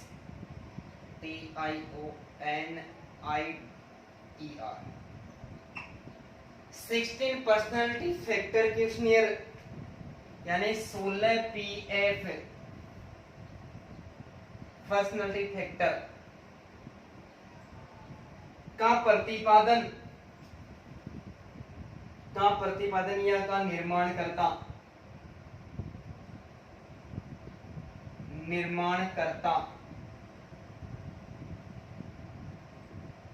निम्न में से कौन है भाई? 16 व्यक्तित्व कारक प्रश्नावली का निर्माण करता निम्न में से कौन है? विकल्प में आपको देता हूं, रेमंड बी केटल। दूसरा जो विकल्प है वो आपको देता हूं, आलपोर्ट।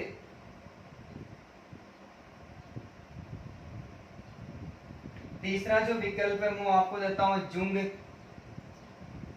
और चौथा वो विकल्प देता हूं, हरमन रोसा।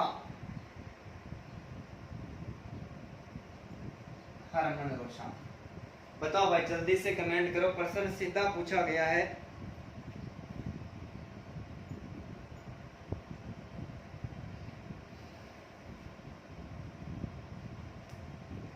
अरे 16 कारक, 16 व्यक्तित्व कारक प्रश्नावली, 16 व्यक्तित्व कारक प्रश्नावली का जो निर्माण है वो किसके द्वारा किया गया? बहुत बहुत धन्यवाद भाई सभी को। रेमंड बी केटल यानी आरबी केटल के द्वारा किया गया है। किसके द्वारा?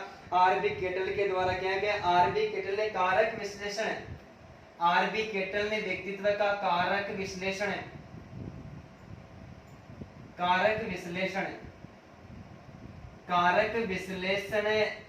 गुण, व्यक्तित्व का कारक विश्लेषण गुण नाम का सिद्धांत दिया था। और सिद्धांत के अंतर्गत उसकी जो मूल अवस्था थी, कैसी अवस्था थी? जिसकी मूल अवस्था थी, उस मूल अवस्था के अंतर्गत उसने 16 व्यक्तित्वशील गुणों का उल्लेख किया है।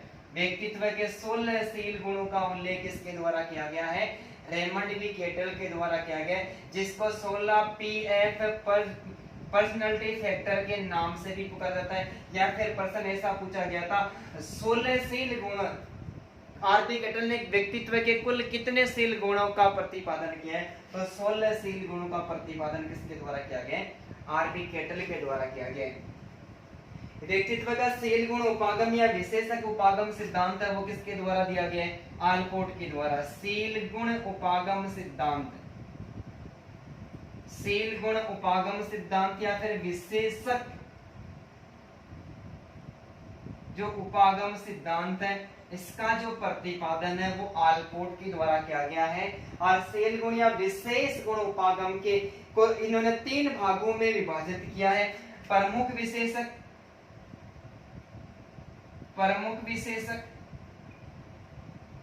विशेषक, केंद्रीय विशेषक और तीसरा है गौण विशेषक।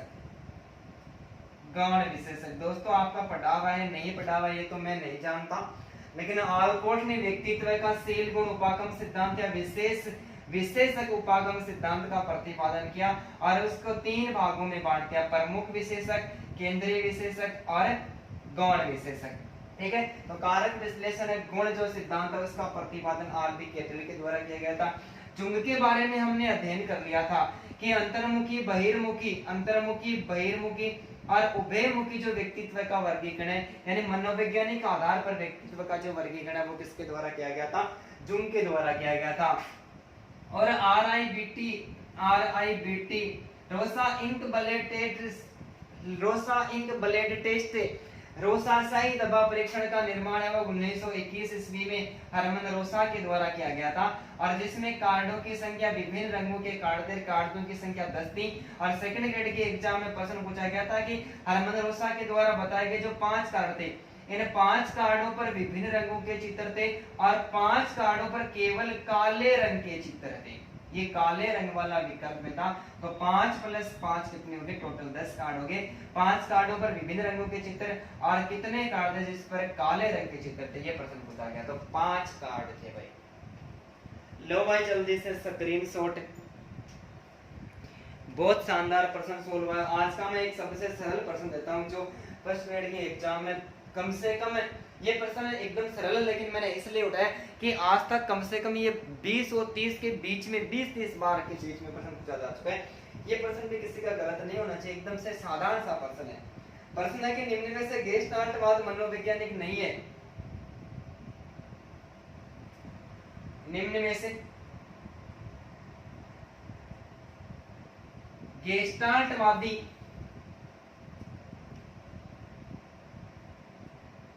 मनोवैज्ञानिक नहीं है। ये प्रश्न तो किसी का भी गलत नहीं होना चाहिए भाई। वर्दाइमर, कॉलर, कोफ्का और थॉर्नडाइक भाई, ये तो किसी का गलत होना ही नहीं चाहिए भाई। जल्दी से कमेंट कर दो, मैं पानी पी लेता हूं दोस्तों।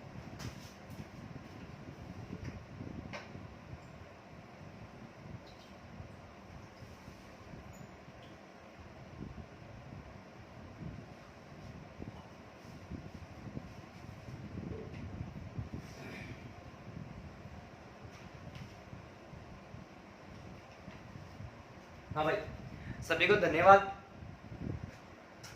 थॉर्नडाइक को नहीं माना गया। जर्मनी गेस्टाल्ट, ये जर्मनी भाषा का शब्द है। कौन सी भाषा का शब्द है भाई? गेस्टाल्ट जर्मनी भाषा का शब्द है जिसका शाब्दिक अर्थ होता है पूर्ण आकार या समग्र आकृति। पूर्ण आकार या समग्र आकृति। ये सिद्धांत पूर्ण से अंश की ओर चलता है। किससे? ये सिद्धांत पूर्ण से अंश की ओर चलता है। ये मानता है कि विषय वस्तु को बालकों के सामने सबसे पहले पूर्ण रूप से प्रस्तुत की जाए और उसके बाद में छोटे छोटे भागों से विभाजित कर दिया जाए। तो जर्मनी में एक संप्रदाय का उदय हुआ था जिसका नाम था गेस्टाल्टवाद, और गेस्टाल्टवाद से संबंधित 3 मनोवैज्ञानिक थे जिसमें एक था वर्दीमर, दूसरा कोलर और तीसरा कौन था भाई? कोफ्का था। और इसको थॉर्नडाइक को शामिल नहीं किया गया। ये भी सिद्धांत है, कॉलर का जो अंतर्दृष्टि सूझबूझ का सिद्धांत है और थॉर्नडाइक का जो उद्दीपक अनुक्रिया का सिद्धांत है, ये आपको विस्तारित रूप से चैनल के अंतर्गत मिल जाएंगे। आप सर्च करके आप देख सकते हो। बेटा तो भाई स्क्रीनशॉट लो भाई जल्दी से।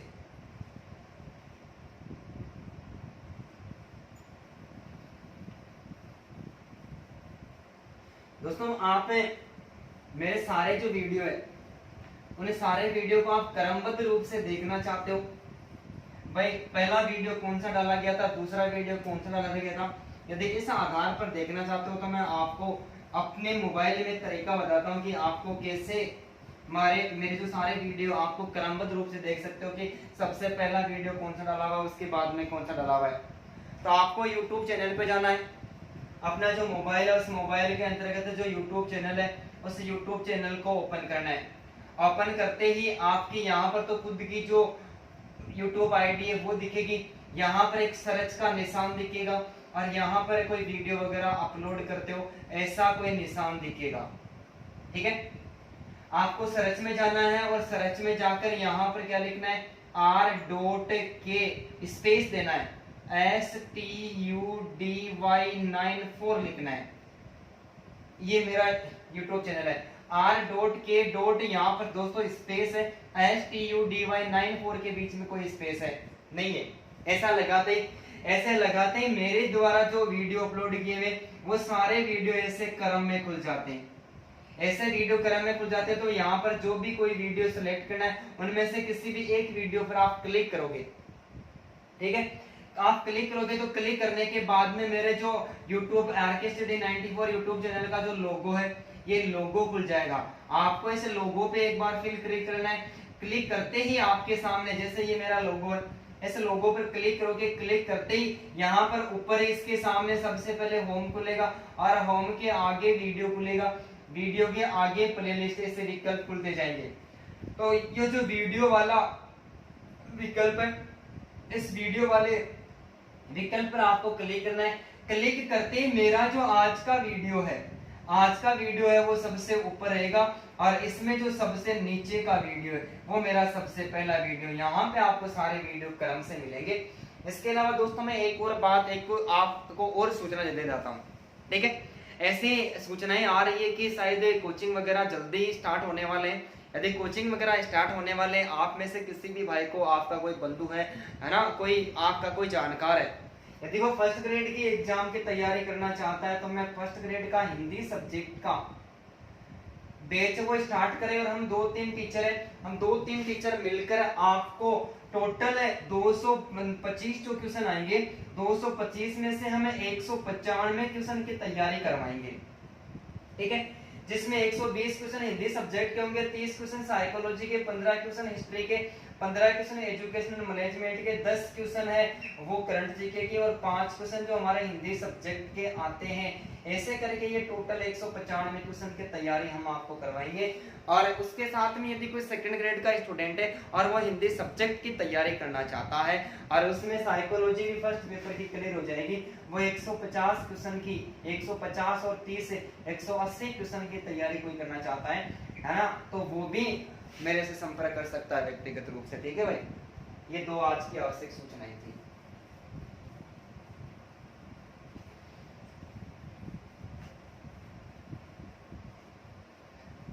दोस्तों आज का एक और खतरनाक और शानदार प्रश्न, और प्रश्न बड़ा ही दिलचस्प, जीन पियाजे से संबंधित प्रश्न है।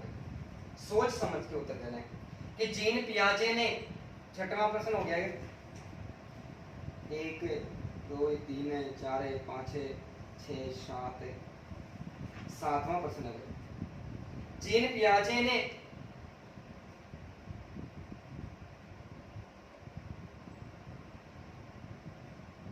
पर्सन एग्जाम में पूछा हुआ, जीन पियाजे ने मूर्त संक्रियात्मक अवस्था का सेकंड ग्रेड में पूछा गया प्रश्न है। मूर्त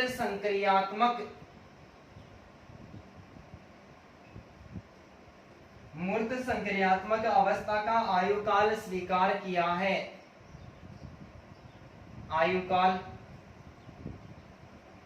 स्वीकार किया है, ठीक है। जन्म से लेकर 2 वर्ष, 0 से 2 वर्ष, 2 से 6 वर्ष, 7 से 10 वर्ष और 11 से 15 वर्ष। जल्दी से कमेंट करके बताओ भाई, गलत नहीं होना चाहिए किसी भी भाई का ये प्रश्न। जीन पियाजे ने मूर्त संक्रियात्मक अवस्था का आयुकाल कितना स्वीकार किया? जन्म से लेकर 2 वर्ष, 2 से लेकर 6 वर्ष, 7 से लेकर 10 वर्ष और 11 से लेकर 15 वर्ष। भाई जल्दी से बता दो इसका सही आंसर क्या होगा। धन्यवाद सभी को। इसका सेकंड ग्रेड में पूछा गया प्रश्न है और इसका आयुकाल कितना माना गया? 7 से लेकर 11 वर्ष।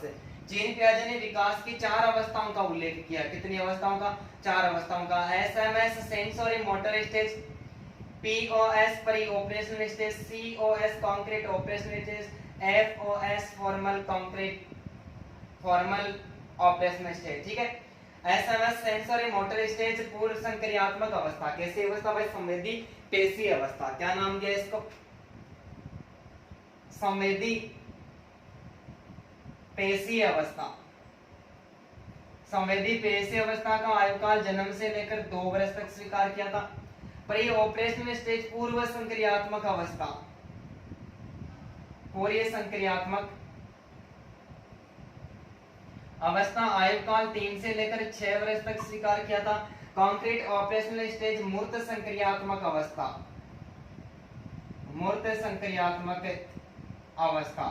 और मूर्त संक्रियात्मक अवस्था का आयुकाल जीन पियाजे ने 7 से लेकर 11 वर्ष स्वीकार किया, लेकिन विकल्प में 7 से लेकर 10 वर्ष ही था।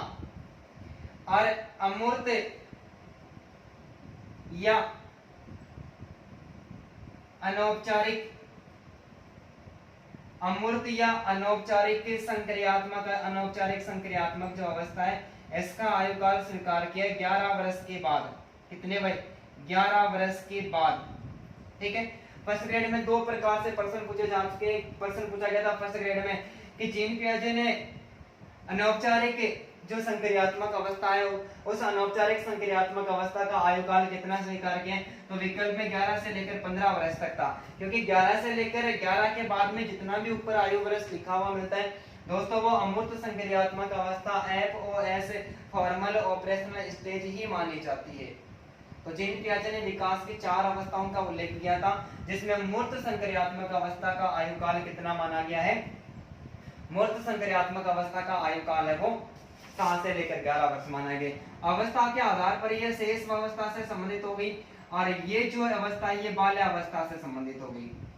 ठीक है। और नेक्स्ट जो अवस्था वो किशोर अवस्था से संबंधित हो गई। सेकंड ग्रेड में एक और प्रश्न पूछा था कि जीन पियाजे की मूर्त संक्रियात्मक अवस्था को किस नाम से पुकारा जाता है? तो बाल्य अवस्था है, जो बाल्य अवस्था है, इस बाल्य अवस्था को जीन पियाजे ने मूर्त संक्रियात्मक अवस्था कहा है।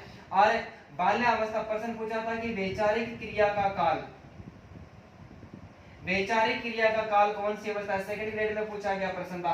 वैचारिक क्रिया का काल बाल्य अवस्था, विकल्प में बाल्य अवस्था था, शेषवावस्था, बाल्यावस्था, किशोरावस्था। लेकिन जीन पियाजे ने वैचारिक काल किस अवस्था को कहा है? अपने सिद्धांत के मूर्त संक्रियात्मक अवस्था को वैचारिक क्रिया का काल कहा है। दोस्तों बहुत सारे प्रश्न निकल के आ गए, आप इतनी सारी उम्मीद करते हो, मैं आपकी हर एक उम्मीद को पूरा करने की कोशिश करूंगा। ठीक है भाई, हमारा 7वां एक और प्रश्न क्लियर हो गया। आप इसका स्क्रीनशॉट ले लें, मैं इसके नीचे 8वां प्रश्न सोल्व करवाने वाला हूं, जल्दी से स्क्रीनशॉट ले लो भाई इस स्थिति का। बता दो भाई।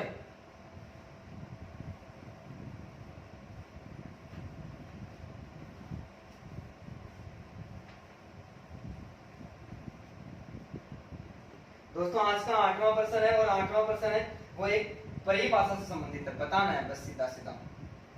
किस विचारक का मानना था? रिट में पूछा गया प्रश्न है, किस विचारक का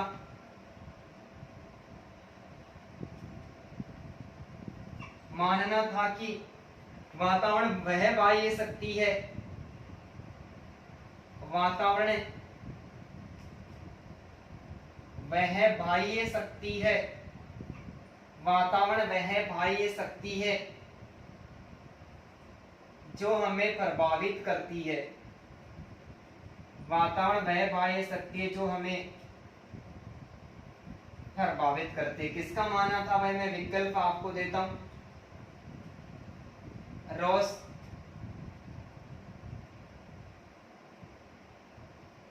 किलपेट्रिक, वॉटसन और वैलेंटाइन। जल्दी से कमेंट करके बता दो भाई। विकल्प आपके सामने है, प्रश्न आपके सामने। किस विचारक का मानना था कि वातावरण वह बाह्य शक्ति है जो हमें प्रभावित करती है? विकास को प्रभावित करने वाले कारक जो हम पढ़ेंगे वहां पर 2 प्रकार के कारक पढ़ेंगे, एक वंशानुक्रम एवं आनुवंशिकता से संबंधित कारक, और दूसरा वातावरणीय कारक। तो ये बात रोस के द्वारा स्वीकार की। सभी को बहुत बहुत धन्यवाद भाई। रोस के द्वारा, रोस ने इस बात को स्वीकार किया था कि वातावरण वह बाह्य शक्ति है जो हमें प्रभावित करती है।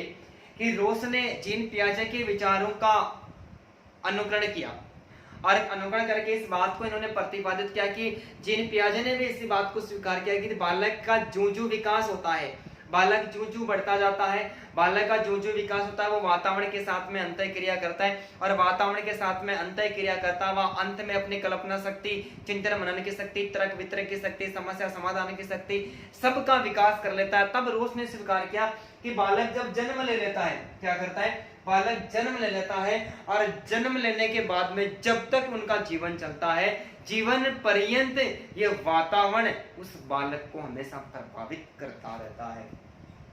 किलपेट्रिक ने किशोरावस्था के संबंध में परिभाषा दी है, जिसकी हमने पिछले वीडियो में बात कर भी ली थी कि किशोरावस्था जीवन का सबसे कठिन काल है। वॉटसन का संबंध व्यवहारवाद से संबंधित है, ये इसके बारे में आप सभी जानते हो। और वैलेंटाइन ने परिभाषा दी थी कि किशोरावस्था अपराध प्रवृत्ति का नाजुक काल है। तो ये हमने पहले भी पढ़ चुके हैं दोस्तों। आज का 9वां प्रश्न, आज का 9वां प्रश्न है, और 9वां प्रश्न RTE 2009 से है भाई। सोच समझ के उत्तर देना है। वैसे तो आप सभी का सही होने वाला ही प्रश्न है एग्जाम में, ये एग्जाम में पूछा गया प्रश्न है। आरटी 2009 में आपकी मानसिक योग्यता से संबंधित प्रश्न। आरटी 2009 में एक अध्यापक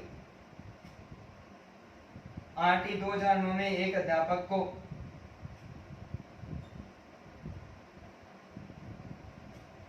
निम्न में से किस दायित्व को पूरा करना होता है? किस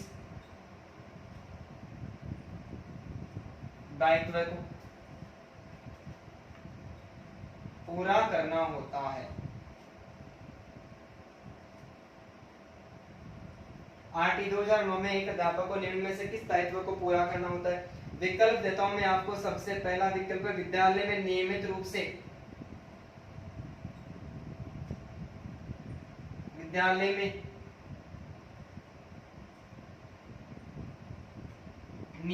से समय पर उपस्थित होना। समय पर उपस्थित होना। दूसरा जो विकल्प है पाठ्यक्रम को समय पर पूर्ण करवाना। पाठ्यक्रम को समय पर पूर्ण करवाना। और तीसरा विद्यार्थियों की समस्याओं का समाधान करना। विद्यार्थियों की समस्या का समाधान करना। और चौथा विकल्प देता हूं सभी गलत होना है नीचे किसी का भी। अरे अध्यापक का क्या दायित्व है जल्दी से बताओ। देखिए भाई आरटी 2009 में एक अध्यापक के निम्न में से किस दायित्व को पूरा करना होता है? विद्यालय में नियमित रूप से समय पर उपस्थित होना, पाठ्यक्रम को समय पर पूरा करवाना, विद्यार्थियों की समस्याओं का समाधान करना और सभी। इस प्रश्न का राइट आंसर 4 नंबर हो जाएगा। ये तो सभी को पता है, सबकी मानसिक योग्यता से संबंधित प्रश्न है, लेकिन पहले के एग्जाम में पूछा गया प्रश्न है। दोस्तों ऐसे ही प्रश्न नीट के एग्जाम में पूछे जाते हैं, लेकिन यदि हमें कोई एक विकल्प ऐसा दे दे कि बालकों को अभिप्रेरित करना या नहीं करना, दो ऐसी प्रकार के इसमें देते हैं, तब हम मात खा जाते हैं। तो दोस्तों किसी भी प्रकार का ऐसा कोई प्रश्न आता है तो उसमें आप जल्दीबाजी न करें, उसके हर एक विकल्प को, हर एक बात को प्रश्न बनाने की कोशिश करें। प्रश्न बनाकर उस उत्तर का निष्कर्ष निकालें कि ऐसा होता है या नहीं होता है, होता है या नहीं होता है। ठीक है, तो आप तीनों प्रश्नों का स्क्रीनशॉट ले लो, इतने में और प्रश्न की बात करते हैं।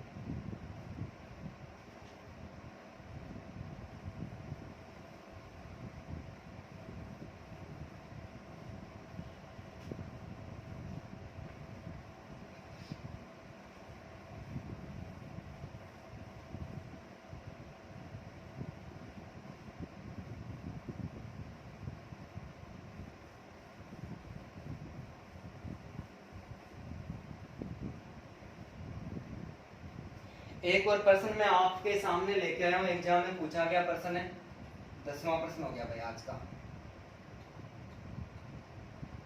आरटी 2009 राज्यसभा द्वारा कब पारित किया गया? राज्यसभा द्वारा कब पारित किया गया?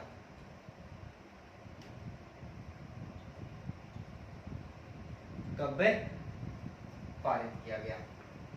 विकल्प देता हूं मैं आपको। 20 जुलाई 2009। दूसरा विकल्प देता हूं 4 अगस्त 2009।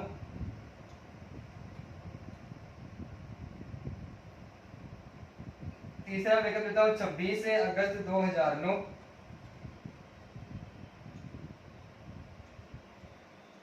और चौथा जो मैं विकल्प आपको देता हूं है 1 अप्रैल 2010।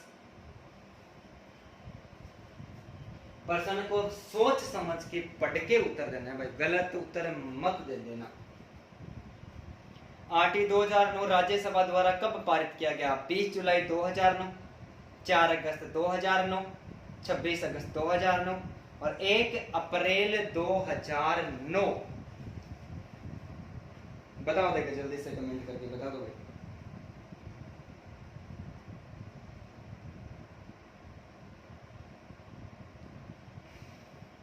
हाँ भाई,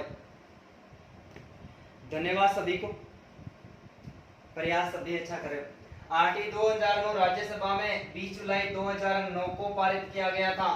कब किया गया था? राज्यसभा में 20 जुलाई 2009 को पारित किया था। राज्यसभा से पास होने के बाद में लोकसभा द्वारा 4 अगस्त 2009 को पारित किया गया था। 26 अगस्त 2009 को इसे राष्ट्रपति द्वारा स्वीकृति प्रदान की गई।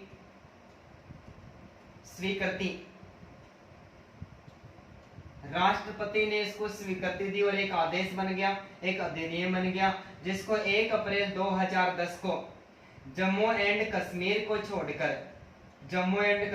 छोड़कर संपूर्ण भारत में लागू कर दिया गया था। और आरटी 2009 लागू करने वाला भारत विश्व का 135वां देश बन गया था। वर्तमान में नवीनतम शिक्षा प्रणाली के अंतर्गत ये आरटी 2009 जम्मू कश्मीर में भी लागू कर दिया। तो अब ये संपूर्ण भारत में लागू है दोस्तों। 4% बन के राज्यसभा में 20 जुलाई 2009 को पारित हुआ, लोकसभा द्वारा 4 अगस्त 2009 को पारित किया गया, राष्ट्रपति द्वारा इसको अधिनियम 26 अगस्त 2009 को बनाया, 1 अप्रैल 2010 में भारत में लागू हो गया और भारत इसको लागू करने वाला 135वां देश बन गया था।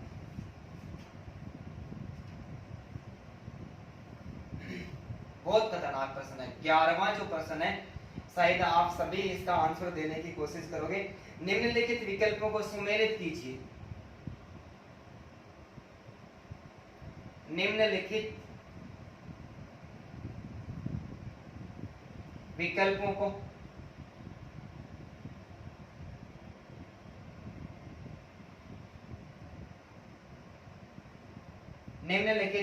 को सुमेलित कीजिए। स्तंभ एक,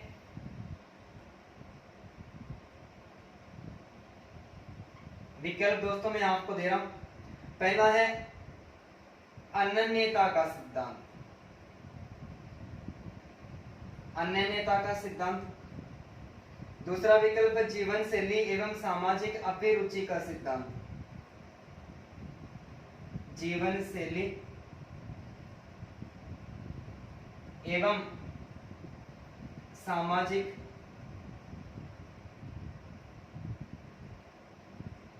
अभिरुचि का सिद्धांत। तीसरा विकल्प है मानवीय महत्व का सिद्धांत। मानवीय महत्व का सिद्धांत। और चौथा जो विकल्प है वो है आशावादी सिद्धांत। आशावादी सिद्धांत, ठीक है। मैं आपको इस तरह स्तंभ ब देता हूं और विकल्प देता हूं। अल्फ्रेड एडलर,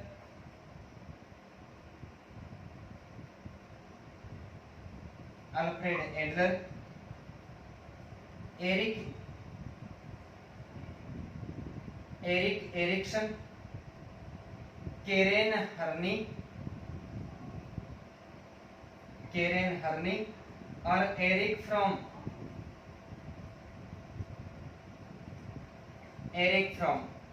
विकल्प में आपको सबसे पहले देता हूं 2, 1, 4, 3। दूसरा विकल्प देता हूं 1, 2, 3, 4। तीसरा विकल्प देता हूं 4, 3, 2, 1। और चौथा विकल्प देता हूं 3, 4, 1, 2। दोस्तों बहुत इंपॉर्टेंट प्रश्न है और आप साथ में कमेंट करके मुझे ये भी बता देना कि ये जो सिद्धांत है, ये सिद्धांत विकास से संबंधित है, व्यक्तित्व से संबंधित है, बुद्धि से संबंधित है, या फिर ये अधिगम से संबंधित है, या फिर कोई अन्य मूल्यांकन वगैरह से संबंधित है। निम्नलिखित विकल्पों को सुमेलित कीजिए भाई। अनन्यता का सिद्धांत, जीवन शैली एवं सामाजिक अभिरुचि का सिद्धांत, मानवीय महत्व का सिद्धांत और आशावादी सिद्धांत। सामने विकल्प है अल्फ्रेड एडलर, एरिक एरिक्सन, केरेन हर्नी और एरिक फ्रॉम। सही विकल्प क्या होगा? इसका हमारा जो सही विकल्प है वो 1 नंबर होगा। सही विकल्प 1 नंबर का होगा। बहुत बहुत धन्यवाद सभी का भाई। अनन्यता का सिद्धांत वो एरिक एरिक्सन के द्वारा दिया गया है। जीवन शैली एवं सामाजिक अभिरुचि का सिद्धांत वो अल्फ्रेड एडलर के द्वारा प्रतिपादित किया गया है। मानवीय महत्व का सिद्धांत, मानवीय महत्व का सिद्धांत वो एरिक फ्रोम के द्वारा स्वीकार किया और आशावादी सिद्धांत वो केरन हेरनी के द्वारा। तो 2 1 4 3 2 1 4 3 विकल्प कौन सा सही हो गया भाई? ये सिद्धांत व्यक्तित्व से संबंधित है भाई, ये सारे के सारे सिद्धांत व्यक्तित्व से संबंधित है। और जब व्यक्तित्व मैं आपको पढ़ाऊंगा तो मैं आपको कोई सा भी यूनिट पढ़ाऊंगा तो मैं तो इस दुनिया की जो भी हस्ती है वो सबसे अलग ही पढ़ाऊंगा। मैं ये नहीं कहता कि मैं इस दुनिया का सबसे बड़ा या सबसे अच्छा टीचर हूँ, लेकिन मैं इतना कहता हूँ कि जो और बहुत बेहतरीन टीचर है मैं उनसे सबसे कम भी नहीं हूँ, मैं उनके बराबरी करने की कोशिश करूंगा। तो ये सिद्धांत है व्यक्तित्व से संबंधित सिद्धांत है। और ये सिद्धांत किससे संबंधित है? ये सारे के सारे जो सिद्धांत प्रतिपादित किए हैं ये फ्राइड का जो सिद्धांत है मनोविश्लेषणात्मक सिद्धांत है, और मनोलैंगिक सिद्धांत था, मनोलैंगिक विकास का सिद्धांत था।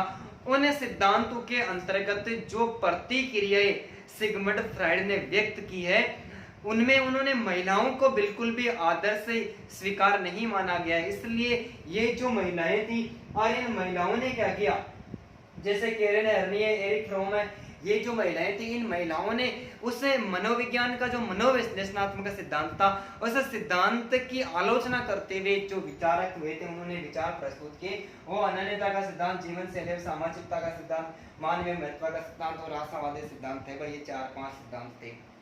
आप दोनों प्रश्नों का स्क्रीनशॉट ले लो दोस्तों।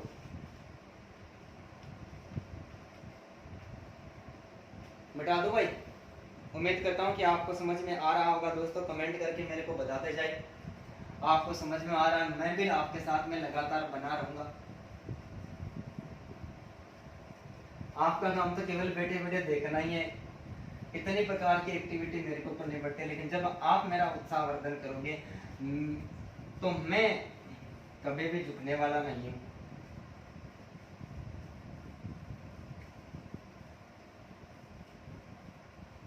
अभी तो दोस्तों शुरुआत ही करिए, मैं बहुत कुछ आपके सामने लेके आऊंगा। यदि 10 मॉडल पेपर मैंने पूरे सिलेबस में से बनाए, मैं और कोशिश करूंगा कि सिलेबस में से, कंप्लीट सिलेबस में से कोई पर्सन है और निकल के, और यदि वो निकल के आ जाएंगे तो उसके बाद में मैं प्रत्येक यूनिट के प्रश्न तैयार करूंगा। 30-30 प्रश्न है, वो प्रश्न सारे एक लाइन के होंगे, उसमें मैं आपको व्याख्या नहीं करवाऊंगा, ठीक है, लेकिन एक एक यूनिट के मैं प्रश्न तैयार करूंगा। यदि मनोविज्ञान का इतिहास है, मनोविज्ञान के इतिहास के संबंध में मैंने प्रश्न तैयार किए और मनोविज्ञान के इतिहास से मैंने टोटल 90 प्रश्न निकाल लिए। सोचो आप, मनोविज्ञान के इतिहास से और शिक्षा मनोविज्ञान की उत्पत्ति के संबंध से मैंने 3 मॉडल पेपर तैयार के लिए 30-30 क्वेश्चन होगा, तो बचा क्या है? फिर ऐसे ही मैं हर यूनिट के करूंगा तैयार, तो ऐसे पढ़ाऊंगा, फिर आपको ऐसा पूरा हो जाएगा, तो कोई दिक्कत नहीं, मैं आपके सामने बना रहूंगा बस।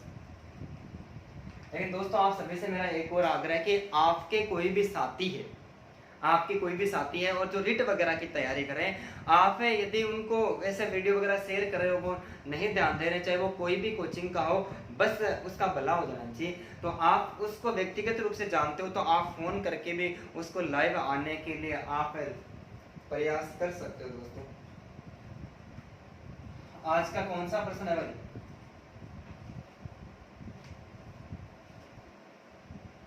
आज का 12वां प्रश्न है शायद, हाँ भाई 12वां प्रश्न। आज का जो 12वां प्रश्न है वो है दबावपूर्ण घटनाओं की, बहुत खतरनाक प्रश्न है भाई। दबावपूर्ण जीवन घटनाओं की मापनी का निर्माण है। दबावपूर्ण जीवन घटनाओं की मापने का निर्माण, जीवन घटनाओं के मापने का निर्माण किसके द्वारा किया गया है? किसके द्वारा किया गया है?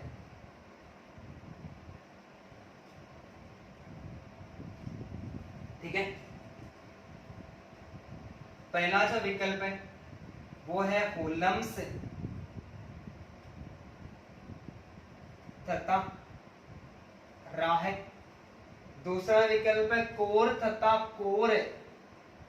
सोचो कि यार कहां से प्रश्न निकाल के लेके आए? दोस्तों सिलेबस में से ही लेके आए, और के जो यूनिट दे रखे हैं ना हमारे, उन्हीं में से ये प्रश्न है। और ये प्रश्न समायोजन का जो दबाव, मानसिक मनोरचना है उसमें से। केरेन हरनी, केरेन हरनी।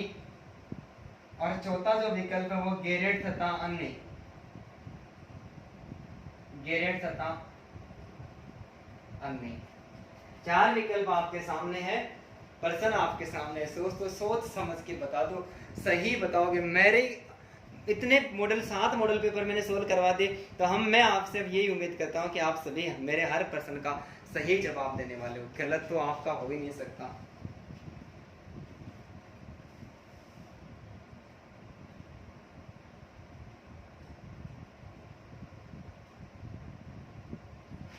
हाँ भाई, धन्यवाद। इस प्रश्न का सही आंसर 1 नंबर होगा।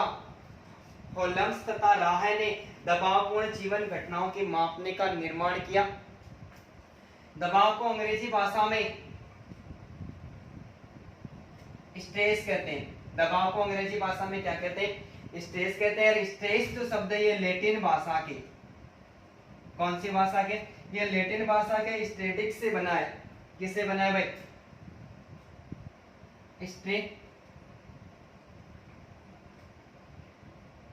स्टैटिक्स। ये लैटिन भाषा के स्टैटिक्स से बना है, जिसका शाब्दिक अर्थ होता तंग या फिर संकीर्ण। तंग या संकीर्ण, कि एक व्यक्ति कितना परेशान रहता है, कितना तंग रहता है, कितना संकीर्ण रहता है, ये जो अवस्था होती है वो दबाव के अंतर्गत देखी जाती है। तो दबावपूर्ण जीवन घटनाओं के मापने का निर्माण है वो होल्मस तथा राह ने किया। दबाव को अंग्रेजी भाषा में स्ट्रेस कहते हैं, जो लैटिन भाषा की स्टैटिक्स से उत्पन्न हुआ, जिसका शाब्दिक अर्थ होता है तंग या संकीर्ण। लेकिन भारतीय जन समुदाय, कौन सा भाई? भारतीय जन समुदाय, भारतीय जन समुदाय के लिए दबावपूर्ण जीवन घटनाओं की जो मापनी है, इस मापने का निर्माण है भारत में कोर तथा कोर के द्वारा किया गया। 2 प्रश्न निकल के आ गए भाई यहाँ से। दबावपूर्ण यानी अपना जो विश्व स्तर है, विश्व स्तर पर दबावपूर्ण जीवन घटनाओं की मापने का निर्माण है वो होल्मस तथा राह के द्वारा किया गया था। और भारतीय जन समुदाय के लिए दबावपूर्ण जीवन घटनाओं की मापने का जो निर्माण है वो कोर तथा कोर के द्वारा किया गया था। और दबाव को अंग्रेजी भाषा में स्ट्रेस कहते हैं, जो लैटिन भाषा के स्टैटिक्स से बना है और जिसका शाब्दिक अर्थ होता है तंग या संकीर्ण है। आज का 13वां प्रश्न, निम्नलिखित में कौन सी समस्या क्रियात्मक अनुसंधान के लिए उपयुक्त नहीं? भाई खतरनाक प्रश्न है, सोच समझ के उत्तर देने वाला प्रश्न है। निम्न में से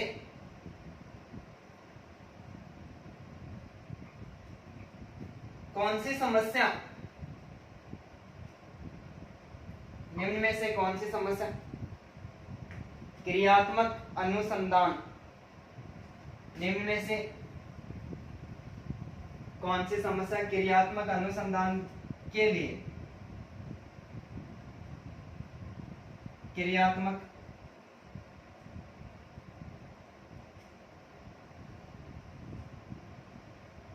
क्रियात्मक अनुसंधान के लिए उपयुक्त नहीं है?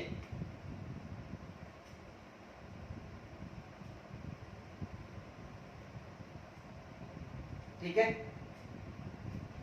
पहला विकल्प है हिंदी में 5वीं कक्षा के विद्यार्थियों के लेख में सुधार करना। हिंदी में 5वीं कक्षा के विद्यार्थियों के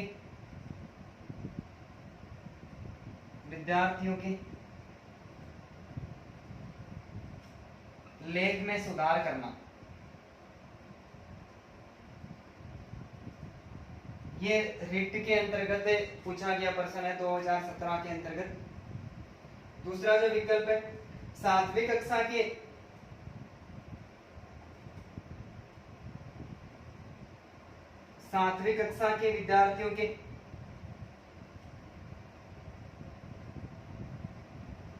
विद्यार्थियों के व्यवहार पर लिखित प्रशंसा के व्यवहार पर लिखित प्रशंसा करना, लिखित प्रशंसा करना। तीसरा है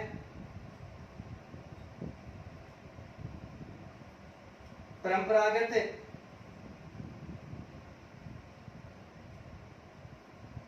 परंपरागत विधि के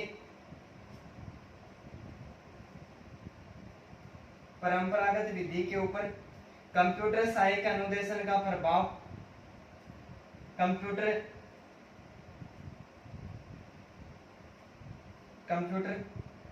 सहायक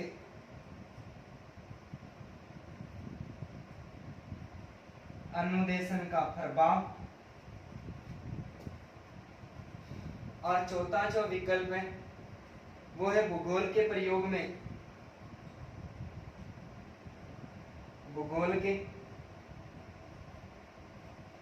प्रयोग में ग्लोब एवं एटलस का प्रयोग, ग्लोब एवं एटलस का प्रयोग। भाई बहुत ही खतरनाक प्रश्न है, देखो ऐसे भी प्रश्न है एग्जाम में पूछ लिए जाते हैं। तो बताओ देखिए जल्दी से, निम्न में से कौन सी समस्या क्रियात्मक अनुसंधान के लिए उपयुक्त नहीं है? हिंदी में 5वीं कक्षा के विद्यार्थियों के लेख में सुधार करना, 7वीं कक्षा के विद्यार्थियों के व्यवहार पर लिखित प्रशंसा करना, परंपरागत विधि के ऊपर कंप्यूटर सहायक अनुदेशन का प्रभाव, और भूगोल के प्रयोग में ग्लोब एवं एटलस का प्रयोग। जल्दी से बता दो भाई इसका कौन सा विकल्प है वो सही नहीं है। तो मैं बता देता हूं आपको, आपका प्रयास भी सराहनीय है। इसका 3 नंबर का विकल्प सही नहीं है। परंपरागत विधि के ऊपर कंप्यूटर सहायक अनुदेशन का प्रभाव नहीं होता। क्रियात्मक अनुसंधान का अर्थ होता है चाहे वो विद्यालय हो, चाहे शिक्षक हो, चाहे विद्यार्थी हो, उनके व्यवहार में किसी न किसी प्रकार का परिवर्तन करना इस क्रियात्मक अनुसंधान का मुख्य उद्देश्य माना जाता है। तो क्रियात्मक अनुसंधान की जो समस्या होती है उसमें परंपरागत विधि ऊपर कंप्यूटर सहायक अनुदेशन है, इसका प्रभाव एकदम से गलत माना गया है। ठीक है भाई, कंप्यूटर सहायक अनुदेशन है, इसका जो प्रतिपादन है वो लॉरेंस एम स्टूलरो, लॉरेंस एम स्टूलरो तथा डेनियल डेविस ने 1965 ईस्वी में किया था। और ये जो अधिगम उपागम प्रणाली है, अधिगम उपागम प्रणाली से या फिर अभिक्रमित अनुदेशन जो हमारा चलता है उससे संबंधित प्रश्न है ये। तो कंप्यूटर सहायक अनुदेशन का जो निर्माण है वो डेनियल डेविस और लॉरेंस एम स्टूलरो ने 1965 में किया था। भाई स्क्रीनशॉट ले लो जल्दी से, बता दूं।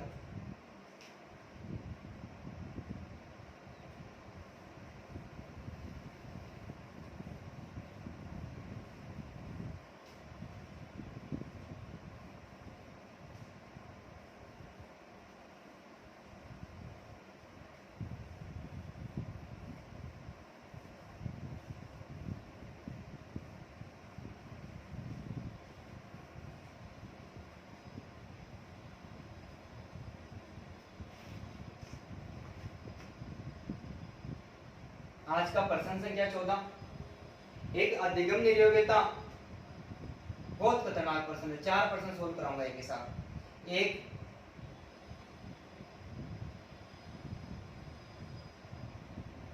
अधिगम नियोग्यता जिसमें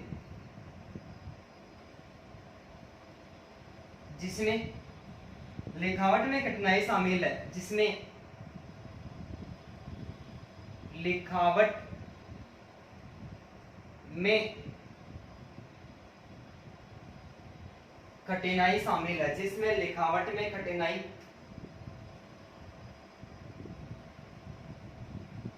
शामिल है वह कहलाता है। ठीक है, विकल्प में आपको देता हूं डिसलेक्सिया,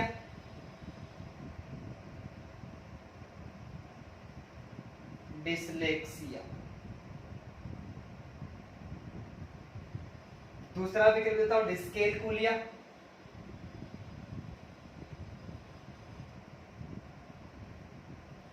डिस्कैलकुलिया। तीसरा विकल्प देता हूं डिस्ग्रेफिया, डिस्ग्रेफिया। और चौथा मैं देता हूं डिस्प्रेक्सिया,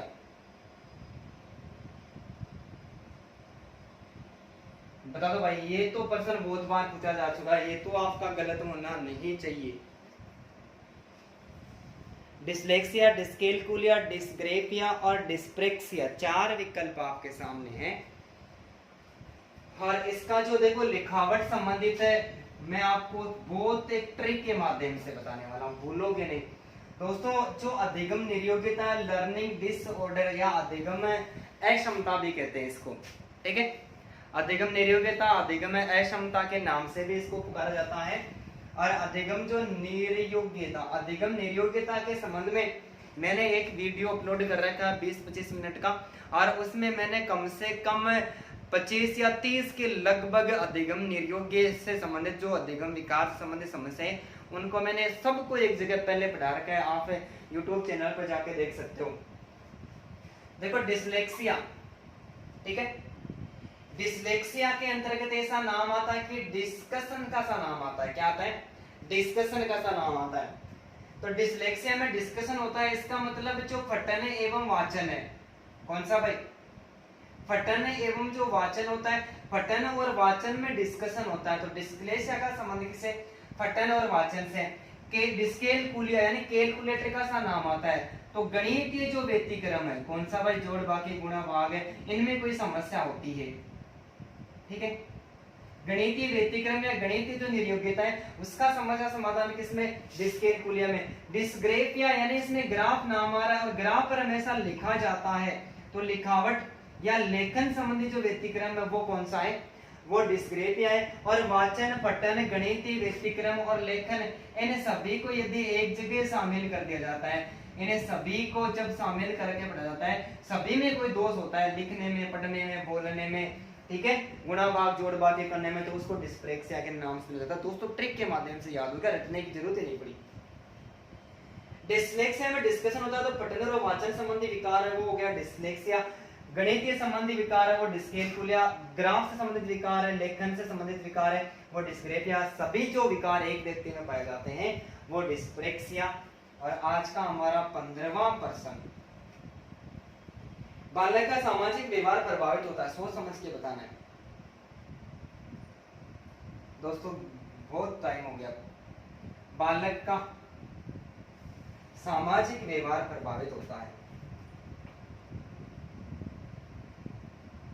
बालक का सामाजिक व्यवहार प्रभावित होता है। ये लास्ट प्रश्न है, सर में दर्द भी होने लग गया है, काफी देर हो गई ना बोलते हुए। पहला जो विकल्प है संस्कृति, जिसमें वह जन्म लेता है, संस्कृति जिसमें वह जन्म लेता है।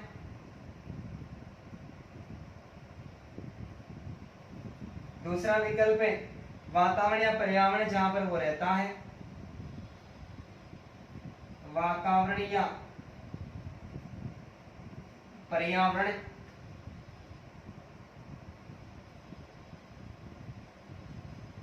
जहां पर वह रहता है।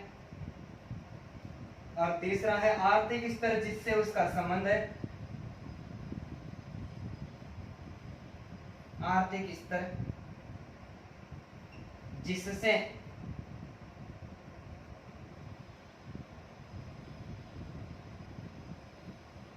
उसका संबंध है। और चौथा जो विकल्प है वो है पास पड़ोस,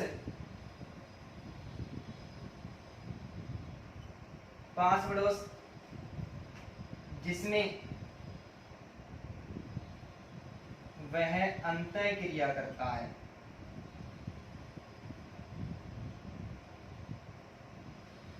विकल्प देता हूं मैं आपको, केवल ए, दूसरा जो विकल्प है वो केवल बी,